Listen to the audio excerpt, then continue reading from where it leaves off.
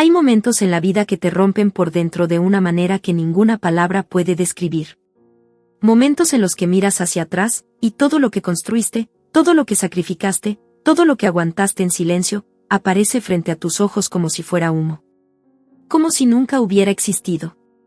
Yo viví ese momento. Y no fue en una guerra. No fue en un accidente. No fue una catástrofe natural. Fue en la sala de mi propia casa. Rodeado de mis propios hijos. En el lugar donde los vi crecer, donde les enseñé a caminar, donde les di todo lo que tuve y mucho más de lo que me quedé para mí. 40 años. 40 años de trabajo, de sudor, de manos callosas y espaldas cargadas. 40 años levantándome antes que el sol, acostándome después que todos. 40 años diciéndome a mí mismo, aguanta. Esto es para ellos. Todo esto es para ellos. Y en menos de una semana, todo desapareció. No por una crisis económica. No por un robo. No por la mala suerte. Sino por las manos de las mismas personas a las que yo les dediqué mi vida entera. Mis hijos. Quédate conmigo. Porque lo que estás a punto de escuchar no es solo mi historia. Es la historia de miles de padres que dieron todo, y recibieron traición a cambio. Y es también la historia de cómo, al final, la vida siempre encuentra la manera de poner las cosas en su lugar. Mi nombre es Rafael. Rafael Mendoza. Y si me ves hoy, con mis 72 años, mis cabellos blancos y mis manos marcadas por el tiempo, quizás no adivines lo que hay detrás de estos ojos. Pero detrás de estos ojos hay una vida entera. Una vida que no fue fácil. Que nunca fue fácil. Nací en un pueblo pequeño, de esos que no aparecen en los mapas grandes.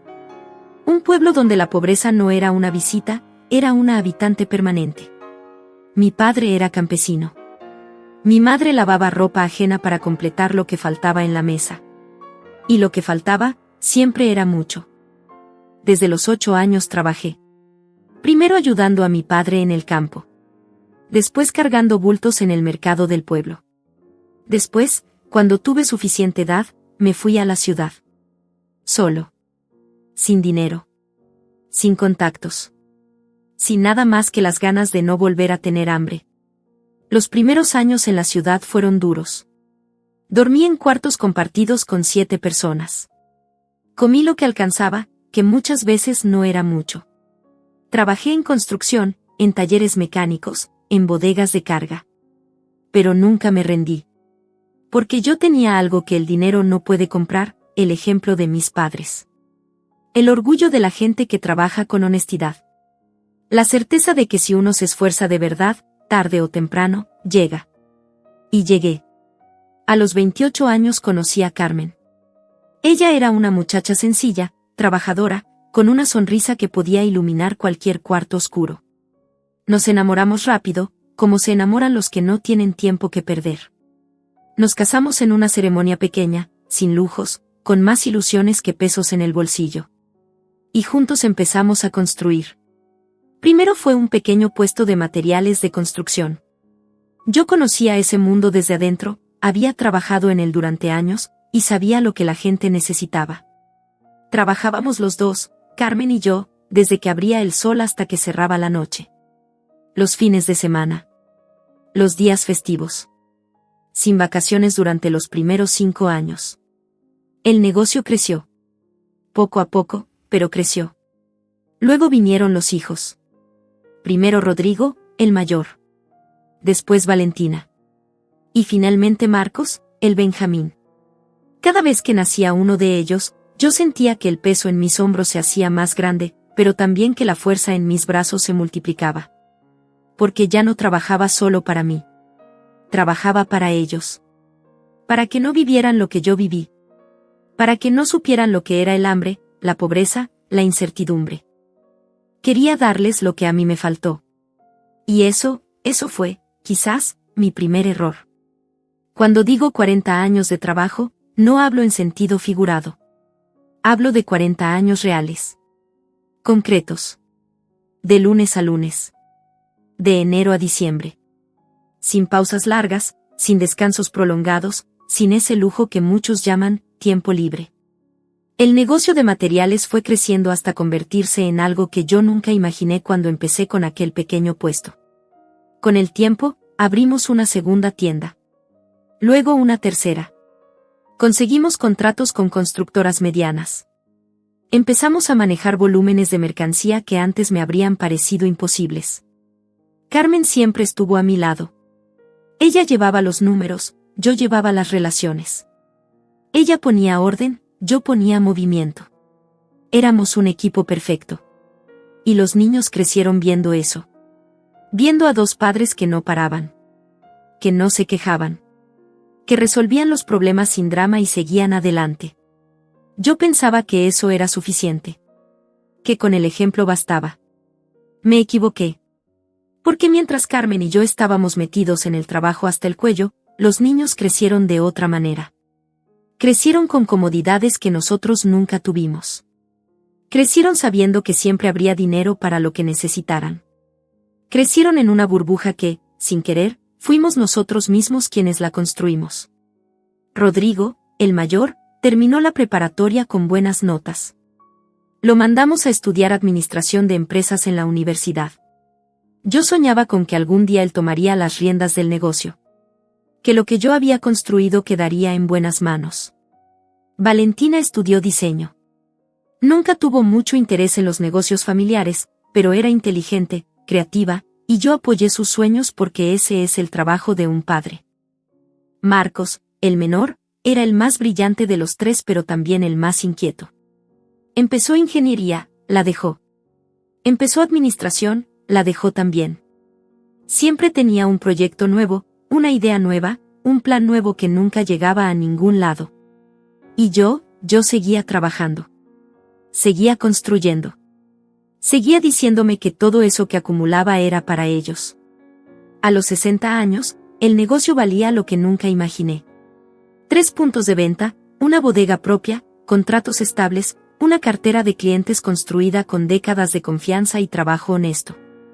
Además del negocio, habíamos podido comprar propiedades. 2 terrenos a las afueras de la ciudad. Un departamento que rentábamos. La casa donde vivíamos Carmen y yo, amplia y bonita, fruto de tantos años de esfuerzo. Y entonces, a los 62 años, Carmen se enfermó. Fue un golpe que no vi venir. Ella siempre había sido la más fuerte de los dos, la que nunca se quejaba, la que seguía cuando yo ya no podía más. El diagnóstico fue duro. Un problema del corazón que requería tratamiento largo y costoso. Dejamos todo en segundo plano, los negocios, los planes, todo, para enfocarnos en ella. Durante 2 años, yo estuve junto a Carmen en cada consulta, en cada procedimiento, en cada noche difícil. Fueron los 2 años más intensos de mi vida. Más que cualquier momento difícil en los negocios, más que cualquier crisis económica que hubiéramos atravesado. Y en esos 2 años, los hijos estuvieron. Pero no de la manera que yo esperaba. Estuvieron presentes físicamente. Pero también estuvieron haciendo preguntas que, en ese momento, yo no quise escuchar. Preguntas sobre el negocio. Sobre las propiedades. Sobre los documentos. Sobre lo que pasaría cuando llegara el momento. Yo los callé. Les dije que Carmen se iba a recuperar, que había tiempo para hablar de eso después. Que lo más importante era ella. Carmen se recuperó. Parcialmente. Quedó con limitaciones, con necesidad de cuidados, con una vida más tranquila y menos activa. Y yo, que ya tenía 64 años, empecé a pensar en serio en lo que vendría después. Hay una edad en la que el ser humano empieza a mirar la vida de otra manera. No porque se vuelva triste o pesimista, sino porque la perspectiva cambia. Porque empiezas a ver el tiempo no como algo que tienes, sino como algo que se va. A los 65 años, después de la enfermedad de Carmen, yo empecé a pensar en serio en la herencia. No porque creyera que me iba a morir pronto, sino porque quería hacer las cosas bien. Quería asegurarme de que todo lo que habíamos construido Carmen y yo quedara en orden. Que no hubiera peleas después. Que no hubiera malentendidos. Que no hubiera dolor innecesario en un momento que ya de por sí sería difícil. Fui con un abogado. Un hombre de confianza que conocía desde hacía años. Le expliqué lo que tenía, el negocio, las propiedades, los ahorros. Y le dije que quería hacer un testamento claro, justo y que protegiera también a Carmen mientras ella viviera. El abogado me aconsejó bien. Me dijo que lo más prudente era dejar todo documentado, pero también me advirtió algo que yo debería haber escuchado con más atención. Me dijo, don Rafael, con todo el respeto, antes de firmar cualquier cosa, piense bien con quién está tratando. La herencia cambia a las personas. A veces las cambia para bien. A veces, no. Yo le sonreí y le dije que mis hijos eran buena gente. Que los conocía desde que nacieron. Que no tenía de qué preocuparme. El abogado asintió y no dijo más. Pero sus palabras se quedaron en algún lugar de mi mente, calladas, esperando. Pasaron los meses. Rodrigo, mi hijo mayor, empezó a visitarme con más frecuencia. Al principio me pareció bonito. Pensé que la enfermedad de su madre lo había acercado más a nosotros, que había madurado, que por fin estaba entendiendo lo importante de la familia. Las conversaciones eran agradables. Hablábamos del negocio, de los recuerdos, de cómo éramos cuando ellos eran pequeños. Pero poco a poco, sutilmente, las conversaciones fueron cambiando de dirección. Rodrigo empezó a hablar de modernizar el negocio. De que yo ya estaba grande, de que el mercado había cambiado, de que necesitábamos adaptarnos. Sus argumentos sonaban razonables. Incluso me halagaba, me decía que yo había hecho algo increíble, que era un ejemplo para él, pero que era hora de darle paso a la siguiente generación. Y yo que había trabajado 40 años para que ese momento llegara, me sentí orgulloso. Qué ingenuo fui. Un día, Rodrigo llegó con papeles.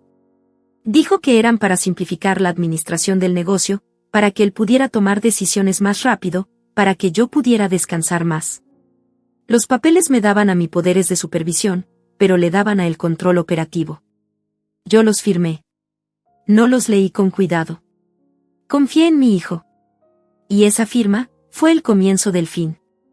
Las señales estuvieron ahí desde el principio.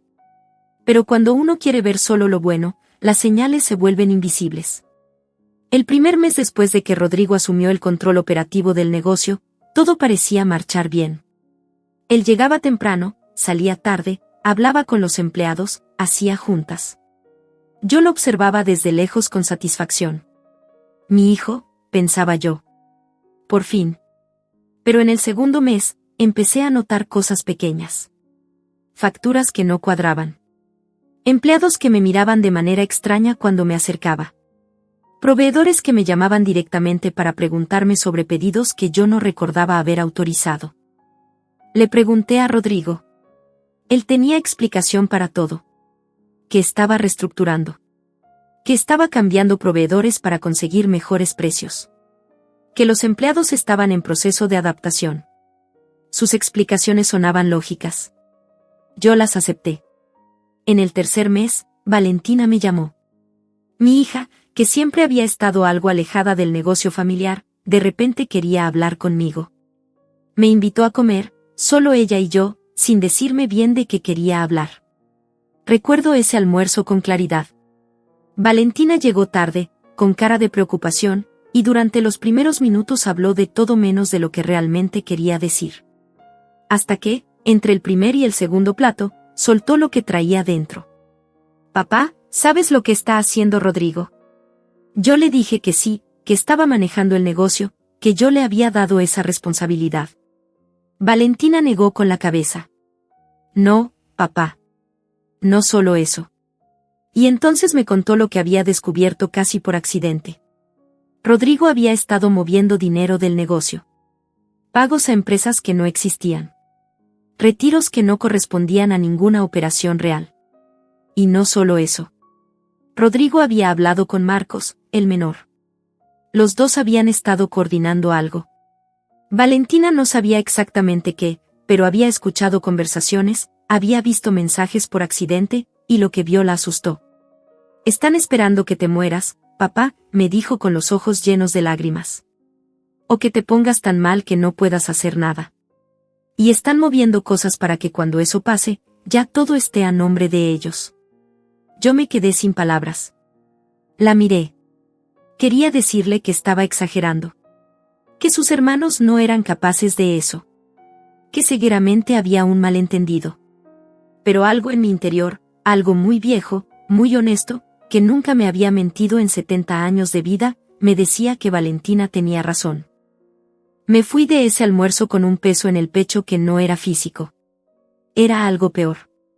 Era la sensación de que el mundo que yo creía conocer, no existía. Esa noche no dormí. Decidí investigar por mi cuenta antes de hacer cualquier movimiento. No quería actuar por impulso. No quería cometer el error de acusar sin pruebas. Así que, en silencio, empecé a revisar todo lo que podía revisar. Pedí los estados de cuenta del negocio directamente al banco, usando mis credenciales que, gracias a Dios, nunca había cancelado. Lo que encontré me heló la sangre. En los últimos 4 meses, habían salido del negocio cantidades importantes de dinero. Transferencias a cuentas que yo no reconocía. Pagos a proveedores que al investigarlos resultaban ser empresas fantasma, algunas recién creadas, con direcciones que no existían. Llamé a un contador independiente. Un hombre que no tenía ninguna relación con mi familia ni con mi negocio. Le di los documentos y le pedí que me dijera, sin rodeos, lo que veía.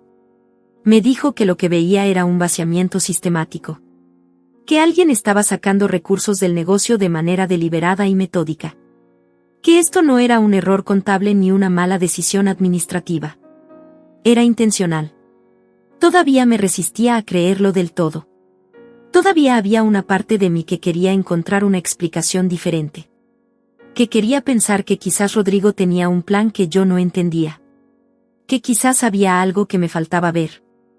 Y entonces sucedió lo que terminó de abrir mis ojos. Un miércoles por la tarde, cuando Rodrigo no estaba en la oficina, entré al despacho que él usaba. No para espiar. Solo para revisar algunos documentos que yo necesitaba. Y sobre el escritorio, sin guardar, sin esconder, como si ya no importara que yo los viera, encontré unos papeles. Eran borradores de documentos legales. Transferencias de propiedad. Los 2 terrenos, el departamento, participaciones del negocio. Todo estructurado para pasar a nombres distintos, nombres que yo no reconocí al principio. Hasta que leí con más cuidado y entendí. Eran nombres de empresas creadas por mis propios hijos. Rodrigo y Marcos. Estructuras legales diseñadas para que cuando yo falleciera, o cuando ya no pudiera defenderme, todo quedara en sus manos de manera que Carmen no pudiera reclamar nada. Carmen. Mi esposa. La mujer que había trabajado junto a mí durante toda una vida. La madre de estos mismos hijos. Estaba siendo excluida del plan. Me tuve que sentar porque las piernas no me sostenían. Me quedé en esa silla, en el silencio de esa oficina, mirando esos papeles durante no sé cuánto tiempo. Y en ese silencio, algo dentro de mí cambió para siempre. El dolor estaba ahí. La traición estaba ahí. Pero también algo más. Algo que, en un hombre que ha trabajado 40 años para construir algo, no desaparece fácilmente. La determinación. Si quieren lo que construí con mis manos, van a tener que enfrentarme. Hay una diferencia enorme entre un hombre viejo y un hombre cansado. Yo tenía 70 años. Pero no estaba cansado. Estaba enojado. Y el enojo, cuando lo maneja alguien con experiencia, es una herramienta muy poderosa. Lo primero que hice fue hablar con Carmen. Fue la conversación más difícil de mi vida. Verla mientras le contaba lo que había descubierto, ver cómo su cara pasaba de la incredulidad al dolor, ver cómo sus manos temblaban mientras sostenía esos documentos que le mostré, fue algo que nunca voy a olvidar. Carmen lloró. Yo también. Pero después de llorar, Carmen me miró con esos ojos que yo conocía desde hacía más de 40 años, y me dijo algo que me devolvió la fuerza. Rafael, no dejes que se salgan con la suya. No por mí. Sino porque si lo permites, lo harán con otros. Esto no puede quedar así. Tenía razón. Como siempre. Lo segundo que hice fue buscar al mejor abogado que pude encontrar. No mi abogado de confianza de siempre, que ya era mayor y yo no quería meterlo en un problema así. Sino un abogado especialista en derecho familiar y mercantil, conocido en la ciudad por ser implacable cuando tenía razón de su lado. Me reuní con él una tarde. Le expliqué todo. Le mostré los documentos. Le conté lo que el contador independiente había encontrado. El abogado me escuchó sin interrumpirme. Cuando terminé, se quedó en silencio unos segundos, asintió despacio, y me dijo algo que me alivió de una manera que no esperaba. Don Rafael, sus hijos cometieron varios errores graves. Y el más grave de todos fue subestimarlo. Trabajamos durante 3 semanas en silencio absoluto. Mientras Rodrigo y Marcos seguían con sus planes, creyendo que el viejo no se había dado cuenta de nada, nosotros estábamos construyendo algo que ellos no anticipaban. Primero, revocamos todos los poderes que yo había dado. De manera legal, correcta y definitiva. Rodrigo ya no tenía control sobre nada. Segundo, documentamos cada movimiento irregular que habían hecho. Cada transferencia sospechosa, cada empresa fantasma, cada documento alterado. Todo quedó registrado, fechado, con respaldo legal. Tercero, y esto fue lo más importante, protegí a Carmen. Reestructuramos la herencia de manera que ella quedara completamente asegurada, con acceso a los recursos que necesitaba, sin que nadie pudiera tocar lo que le correspondía. Y cuarto, preparamos lo que yo llamo la reunión de la verdad. Los cité a los 3. A Rodrigo, a Valentina y a Marcos. Les dije que quería tener una reunión familiar importante, que había cosas que necesitaba comunicarles sobre el futuro del negocio y la herencia. Rodrigo llegó con cara de satisfacción. Seguramente pensaba que yo finalmente iba a hacer oficial lo que él ya creía tener ganado. Marcos llegó nervioso. Siempre fue el menos hábil para disimular. Valentina llegó sabiendo algo que sus hermanos no sabían, que yo ya lo sabía todo. Los senté en la sala de la casa. La misma sala donde los había visto dar sus primeros pasos. Donde habíamos celebrado Navidades y cumpleaños. Donde habíamos vivido los mejores momentos de esta familia. Carmen estaba sentada a mi lado. Tranquila. Digna. También estaba presente mi abogado. Empecé hablando tranquilo. Les dije que 40 años de trabajo me habían enseñado muchas cosas. Que el esfuerzo tenía recompensa. Que la honestidad siempre era el camino. Que la familia era lo más importante. Rodrigo asintió con condescendencia, como el que escucha un discurso que ya conoce de memoria. Entonces saqué los documentos. Los puse sobre la mesa uno por uno. Las transferencias. Los registros de las empresas fantasma. Los borradores de las transferencias de propiedad que había encontrado en su oficina. Los reportes del contador independiente. El silencio que cayó en esa sala fue absoluto. Vi cómo la cara de Rodrigo cambiaba. La satisfacción se fue convirtiendo en sorpresa, y la sorpresa en algo que yo creo que fue, por primera vez en mucho tiempo, vergüenza. Marcos bajó la mirada y no la volvió a levantar en mucho tiempo. Valentina tenía los ojos húmedos. No de culpa, sino de dolor. El dolor de ver a su familia rota de esa manera. Les hablé durante mucho tiempo. No grité. No insulté. No usé palabras que luego tuviera que lamentar. Les dije la verdad. La verdad completa. Les dije que había trabajado 40 años no para acumular riqueza, sino para asegurar su futuro y el de su madre. Que cada sacrificio que había hecho tenía su cara en mente. Que había renunciado a descansos, a vacaciones, a tiempo para mí mismo, porque creía que estaba construyendo algo que valía la pena. Y que descubrir lo que habían hecho no solo me rompió el corazón. Me enseñó que había fallado como padre en algo fundamental, en enseñarles el valor de lo que reciben cuando no lo han ganado. Rodrigo intentó hablar. Intentó justificarse. Dijo que él solo quería asegurar el futuro del negocio. Que yo ya estaba grande. Que alguien tenía que tomar decisiones. Lo interrumpí. El negocio ya no es tuyo para decidir, Rodrigo. Nunca lo fue. Te di una oportunidad y la usaste para traicionar la confianza de tu padre y de tu madre. Eso tiene consecuencias. Las consecuencias no fueron un escándalo público. No fueron una batalla legal larga y dolorosa. Fueron algo más preciso, más permanente. Rodrigo fue removido de cualquier posición en el negocio. Los documentos que había firmado fueron anulados. Las transferencias irregulares fueron revertidas en la medida de lo posible, y las que no pudieron revertirse quedaron documentadas como deuda personal de Rodrigo hacia el negocio. Mi abogado presentó una reclamación formal. No fue a juicio, yo no quería eso. Pero la reclamación fue suficiente para que Rodrigo entendiera que si no cooperaba completamente, las cosas podían ir mucho más lejos. Marcos, que había participado en el plan pero en menor medida, fue confrontado por separado. También tuvo que rendir cuentas. También pagó las consecuencias. Pero la consecuencia más profunda no fue económica. Fue relacional. La confianza que se rompe de esa manera no se repara fácilmente. Quizás no se repara nunca completamente. Hubo un periodo de meses en que no hablé con Rodrigo ni con Marcos. No por rencor, sino porque necesitaba espacio. Porque Carmen necesitaba espacio. Porque procesar una traición de ese tamaño lleva tiempo, y nadie puede apresurarlo. Valentina fue la puente. Ella, que había tenido el valor de decirme la verdad cuando hubiera sido más fácil callarse, fue quien poco a poco fue reconstruyendo los puentes.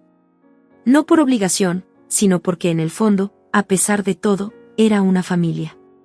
Y las familias, las que tienen raíces verdaderas, encuentran la manera de seguir. Pasaron varios meses. Un domingo por la tarde, Rodrigo llegó a la casa. Solo. Sin avisar con mucha anticipación. Llamó a la puerta, y cuando le abrí, vi algo en su cara que nunca había visto antes.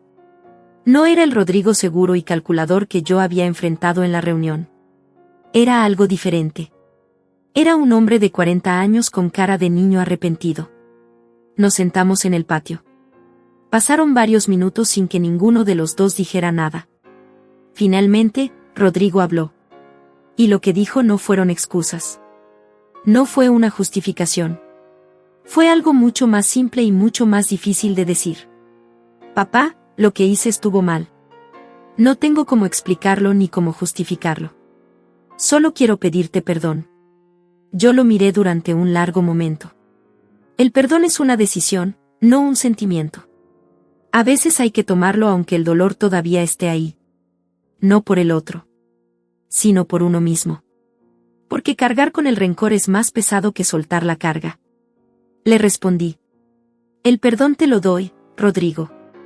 Pero la confianza se gana de nuevo. Despacio. Con hechos, no con palabras. ¿Entiendes la diferencia?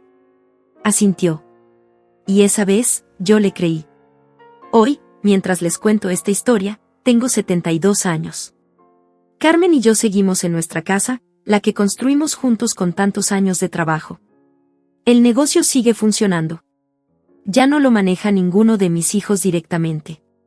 Contraté a un administrador profesional, alguien de afuera, alguien que no tiene nada que heredar de mí y por eso no tiene ninguna razón para traicionarme. Rodrigo trabaja en otra empresa. Ha madurado. Nuestra relación no es la que fue antes, pero existe. Tiene sus límites, tiene sus cicatrices, pero existe. Marcos encontró su camino. Tardó más, pero lo encontró. Valentina sigue siendo la más cercana. Creo que su honestidad en ese almuerzo fue uno de los actos más valientes que he visto en mi vida. A veces la valentía no se ve en las grandes gestas. Se ve en decirle la verdad a tu padre aunque eso te cueste. Carmen está bien. Con sus limitaciones, con sus cuidados, pero bien. Y eso es lo más importante. Ahora, desde la distancia que da el tiempo, puedo ver la historia completa. No solo el dolor de la traición, sino también lo que había debajo de ella. Mis hijos crecieron con todo lo que yo nunca tuve. Y eso, que era mi mayor orgullo, fue también mi mayor error. Porque darles todo sin enseñarles a ganarlo, los dejó sin algo fundamental. Los dejó sin el músculo del esfuerzo. Sin la comprensión de que las cosas tienen valor precisamente porque cuestan. Que una herencia no es un premio. Es una responsabilidad. Y yo, tan ocupado trabajando para dársela, nunca me senté a enseñarles eso. No los culpo completamente. Me culpo a mí mismo también. No por lo que hicieron, eso fue su decisión y su responsabilidad, sino por no haber construido en ellos los valores que los hubieran protegido de sí mismos. Esa es la lección más dura de 40 años. No es cuánto acumulas. No es cuánto dejas. Es lo que construyes en las personas a las que amas. Los valores que les plantas en el corazón desde pequeños. La ética que les muestras con tu ejemplo todos los días. Porque el dinero se puede ir en una semana. Lo comprobé. Pero los valores que un padre planta en sus hijos, esos no desaparecen tan fácilmente. Tardan en crecer. A veces tardan demasiado. Pero si están ahí, tarde o temprano, florecen. Y cuando florecen, todo lo demás tiene sentido. Antes de terminar, quiero hablarles a quienes están escuchando esta historia. Si eres padre o madre y estás pensando en lo que dejarás a tus hijos, escúchame bien.